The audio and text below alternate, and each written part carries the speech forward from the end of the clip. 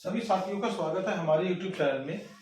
साथियों, जैसे कि हमारा साइंस का कोर्स चल रहा था जिसमें हम बायोलॉजी पढ़ रहे थे, 3 चैप्टर हम ऑलरेडी कंप्लीट कर चुके हैं एसएससी सीजीएल के लिए। ये हमारा चौथा चैप्टर है। आज हम पढ़ेंगे प्रजनन तंत्र, ठीक है, रिप्रोडक्टिव सिस्टम। देखिए, अगर हम प्रजनन तंत्र की बात करें तो ये 2 प्रकार का होता है। एक होता है नर प्रजनन तंत्र और दूसरा होता है मादा प्रजनन तंत्र। तो जो नर प्रजनन तंत्र है उसमें हम पढ़ते हैं नर प्रजनन अंगों के बारे में, ठीक है। ये आप स्ट्रक्चर देख रहे हैं, इसके माध्यम से हम इसको समझेंगे। जैसे जो नर प्रजनन अंग है या नर जनन अंग है, मेल रिप्रोडक्टिव ऑर्गन्स वो कौन कौन से हैं? तो देखिए, पहला होता है हमारा टेस्टिस, जिसे हम वृषण कहते हैं। दूसरा होता है अधिवृषण, जिसे हम एपिडिडाइमिस कहते हैं। तीसरा होता है हमारा शुक्रवाहिनी, जिसे हम बासा डिफरेंस कहते हैं। चौथा होता है शुक्राशय, जिसे हम सेमिनल वेसिकल कहते हैं। पांचवा होता है मूत्र मार्ग, जिसे हम यूरेथ्रा कहते हैं।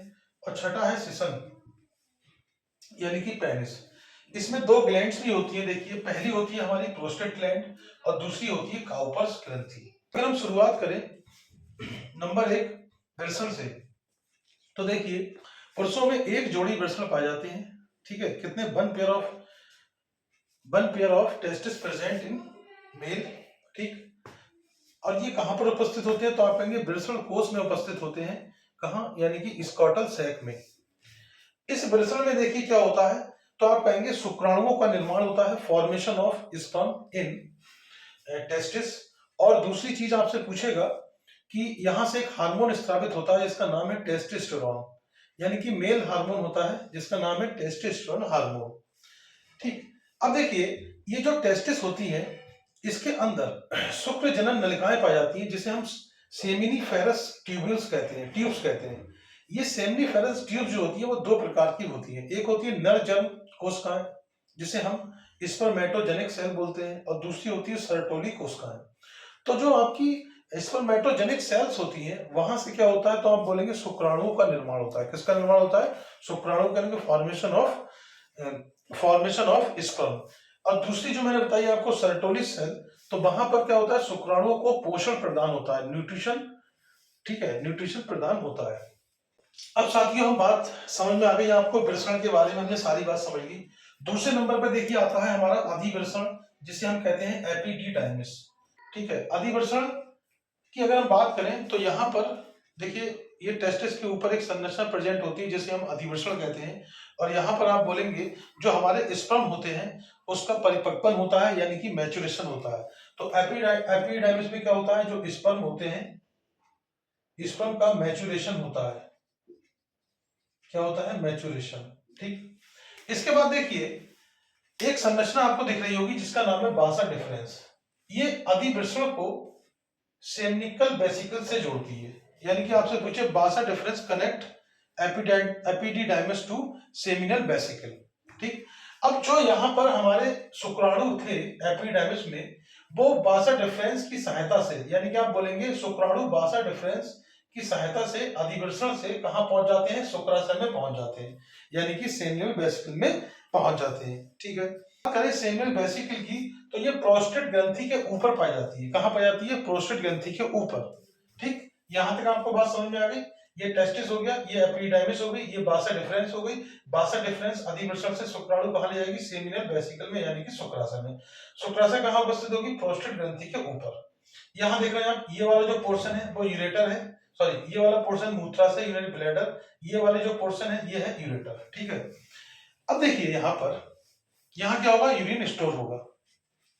अब ये दो आप देख रहे हैं सेमिनल वेसिकल है, ये 2 स्ट्रक्चर है, ये दोनों संयुक्त होकर एक नलिका बनाती है जिसे हम इजाकुलेटरी डक्ट कहते हैं। क्या कहते हैं? इजाकुलेटरी डक्ट। अब यहां से आप देखेंगे, ये जो इजाकुलेटरी डक्ट है वो प्रोस्टेट ग्लैंड से होते हुए कहां खुलेगी? मूत्र मार्ग में, यानी कि यूरेथ्रा में खुलती है। तो इसका मतलब हमने शुक्राशय पढ़ लिया। अब आते हैं मूत्र मार्ग की बात करते हैं। ये रहा मूत्र मार्ग। अब देखिए होगा क्या, ये जो मूत्र मार्ग है, ठीक है, यूरेथ्रा, ये मूत्र के लिए और स्पर्म, यानी कि यूरिन के लिए और स्पर्म के लिए कॉमन पैसेज होता है ये, ठीक। तो ये मूत्र को मूत्राशय से लेता है, कहां से? ठीक, it take urine from urinary bladder या रिसीव। और हम बोलेंगे, और शुक्राणु को कहां से लेता है? इजाकुलेटरी डक्ट से लेगा। कहां से लेगा? इजाकुलेटरी डक्ट से लेगा। तो ये हो गया आपका मेल रिप्रोडक्टिव सिस्टम। अब देखिए यहाँ पे दो ग्रंथि की बात कर लेते हैं। यहाँ आप देख रहे हैं ये प्रोस्टेट ग्लैंड है। अगर आपसे पूछे ये प्रोस्टेट जो ग्रंथि है ये आपकी सेसन या आप कह सकते हैं मूत्र मार्ग और जो हमारी मूत्राशय है इनके बीच में उपस्थित होती है, ठीक है। और इसी के नीचे होती है कॉपर ग्लैंड। तो प्रोस्टेट ग्लैंड की अगर हम प्रोस्टेट ग्लैंड की बात करें तो प्रोस्टेट जो ग्लैंड है वो क्या करती है, इससे एक एल्कलाइन यानी कि क्षारीय तरल निकलता है जो सीमेन का पार्ट बनाता है। मतलब सीमेन का 15 से यानी कि बीर का 15 से 20% का पार्ट बनाता है, ठीक है।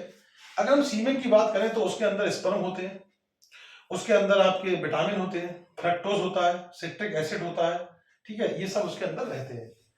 इसके बाद बात करें कॉपर ग्लैंड, तो ये भी एक क्षारीय द्रव होता है जो मूत्र मार्ग जो हमारा है इसको चिकनाहट यानी कि इसको स्मूथ बनाने का काम करता है, चिकनाहट पहुंचाता है।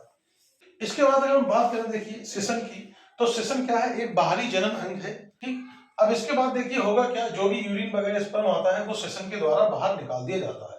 तो ये हो गया हमारा कौन सा, मेल रिप्रोडक्टिव सिस्टम। अब हम इसके बारे में लिखना शुरू करते हैं, ठीक है। आइए साथियों आगे देखते हैं। जैसे कि फोटो हमने समझ लिया है, सबसे पहले है वृषण। तो देखिए वृषण में क्या होता है, वृषण यानी कि टेस्टिस, मनुष्यों में एक जोड़ी वृषण पाए जाते हैं जो वृषण कोष में उपस्थित होते हैं, which is present in scrotal cell. वृषण से टेस्टोस्टेरोन हार्मोन निकलता है। क्या निकलता है, इट सीक्रेट टेस्टोस्टेरोन हार्मोन, जिसे हम नर हार्मोन कहते हैं। अब देखिए इस वृषण में शुक्र जनन नलिकाएं पाई जाती हैं जो दो प्रकार की होती है, ठीक है। एक नर जन्म कोशिकाएं यानी कि स्पर्मेटोजेनिक सेल, यहाँ क्या होता है, यहाँ शुक्राणु का निर्माण होता है यानी कि फॉर्मेशन ऑफ स्पर्म। दूसरी होती है सर्टोली कोशिकाएं, ठीक है। पहली थी स्पर्मेटोजेनिक सेल, दूसरी है सर्टोली सेल्स। सर्टोली सेल्स में क्या होता है, शुक्राणुओं का पोषण होता है, याद रखेंगे। स्पर्मेटोजेनिक सेल में क्या होता है, शुक्राणु का निर्माण होता है, यानी कि टेस्टिस के अंदर ही क्या हो रहा है, शुक्राणु का निर्माण। और सर्टोली सेल्स में क्या होता है, ये न्यूट्रिशन प्रोवाइड करते हैं, यानी कि वृषण के ही अंदर क्या हो रहा है, न्यूट्रिशन प्रदान हो रहा है। किसमें, सर्टोली सेल्स में, शुक्राणु को पोषण प्रदान करना। देखिए अब बात करें अधिवृषण की, एपिडाइमिस। प्रत्येक वृषण वृषण के पिछले भाग तथा शुक्रवाहिनी के मध्य एक कुंडली नलिका जुड़ी होती है जो अधिवृषण कहलाती है। There is a highly coiled tube connected with the posterior part of testicle and between the vas deferens which is called epididymis, ठीक। इसका कार्य क्या होता है, जो स्पर्म होते हैं उसे परिपक्व करना यानी कि मैचुरेशन ऑफ स्पर्म। तीसरी अगर बात करें तो ये शुक्रवाहिनी है, ये क्या करेगी, ये शुक्राणु को अधिवृषण से कहां ले जाएगी, शुक्राशय में, इसका ये काम है। इसका मतलब ये एक लंबी नलिका होती है जो अधिवृषण को शुक्राशय से जोड़ती है। मतलब अधिवृषण कैसे जोड़ेगी, शुक्राशय से। शुक्रवाहिनी अधिवृषण से शुक्राणुओं को शुक्राशय तक ले जाने का कार्य करती है। मतलब vas deferens carries sperm from epidermis to the seminal vesicle।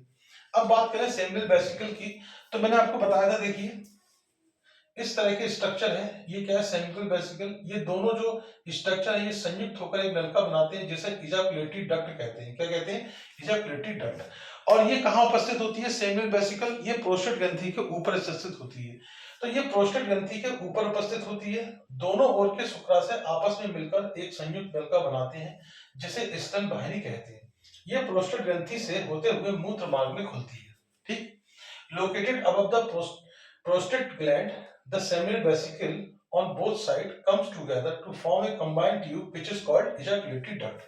मतलब एक तो ये प्रोस्टेट ग्लैंड के ऊपर उपस्थित होगी और दोनों तरफ की जो हमारी क्या नाम है, सेमिनल वेसिकल है, ये दोनों मिलकर एक संयुक्त ट्यूब बनाती है जिसे इजैकुलेटरी डक्ट कहते हैं। और ये जो इजैकुलेटरी डक्ट है ये प्रोस्टेट ग्रंथि से होते हुए यूरेथ्रा यानी कि मूत्र मार्ग में खुलता है। देखिए आगे लिखा है, जिसे स्तन वाहिनी कहते हैं, ये प्रोस्टेट ग्रंथि से होते हुए मूत्र मार्ग में खुलती है, ठीक है। combined tube which is called ejaculatory duct is passed through the prostate gland and open into the urethra।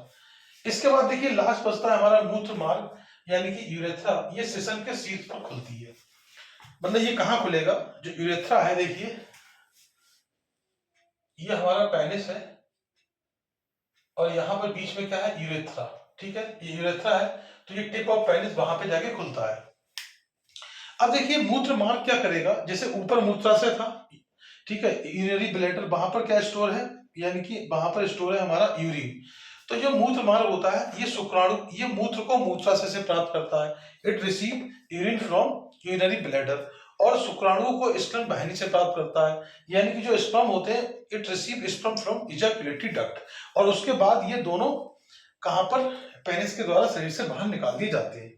ठीक है, अब जो यूरेथ्रा होता है वो देखिए यूरिन के लिए और जो हमारा स्पर्म के लिए कॉमन पैसेज हो गया।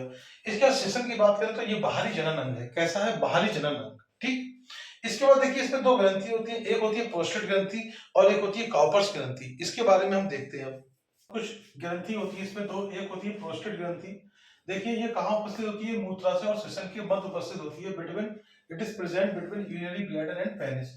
इसमें से देखिए एक क्षारीय द्रव निकलता है जो बीर का 15 से 25% भाग बनाता है।